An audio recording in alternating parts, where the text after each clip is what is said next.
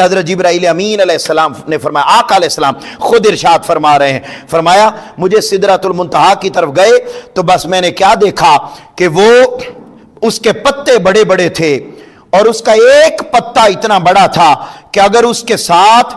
اس امت کو ڈھانپ دیا جائے تو میری ساری امت اس کے ایک پتے کے نیچے آ جائے گی۔ پھر فرمایا جب میں نے یہ منظر دیکھ لیا تو میں نے وہاں پر ایک چشمہ دیکھا جس کا نام سلسبیل ہے، اور وہ چشمہ سدرۃ المنتہا سے پھوٹ رہا ہے، وہ چشمہ حوض کوثر ہے۔ اس چشمے سے آگے دو نہریں نکل رہی ہیں، ایک نہر کا نام ہے رحمان اور ایک نہر کا نام ہے کوثر۔ آقا علیہ السلام نے فرمایا میں نے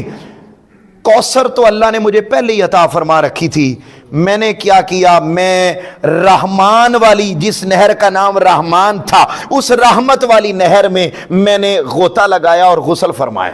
تو کہتے ہیں میں غسل کرتے کرتے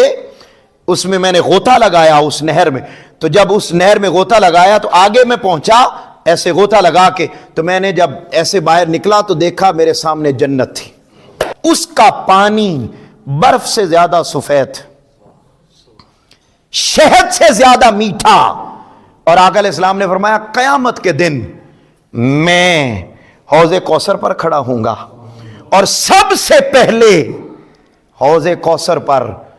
دو چیزیں آئیں گی میرے پاس، ایک قرآن اور دوسری میری اہل بیت۔ آقا علیہ السلام نے ارشاد فرمایا کہ وہاں پر اتنے برتن میں نے دیکھے کہ ستاروں کی تعداد کم ہے، حوض کوثر پر پڑے ہوئے برتنوں کی تعداد زیادہ ہے۔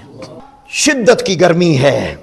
محشر کا میدان ہے۔ آقا علیہ السلام نے فرمایا میں اپنے امتیوں کو انہیں اپنے ہاتھوں سے کوثر کے جام پلا رہا ہوں گا، فرمایا جو ایک مرتبہ پی لے گا پھر 50,000 سال کا دن گزر جائے گا اسے شدت کے باوجود بھی پیاس نہیں لگے گی۔ پھر فرمایا قیامت کا دن ہوگا تو میں لوگوں کو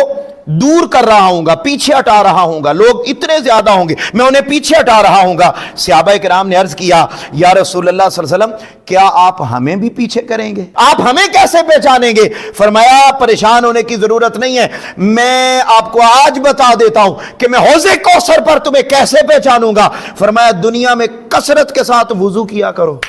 تمہارے جسم کے اعضاء اس وضو سے قیامت کے دن چمک رہے ہوں گے، میں سمجھ جاؤں گا جس کے ہاتھ پاؤں چہرہ چمک رہے ہیں یہی میں محمد مصطفیٰ کا کلمہ پڑھنے والا امتی آیا۔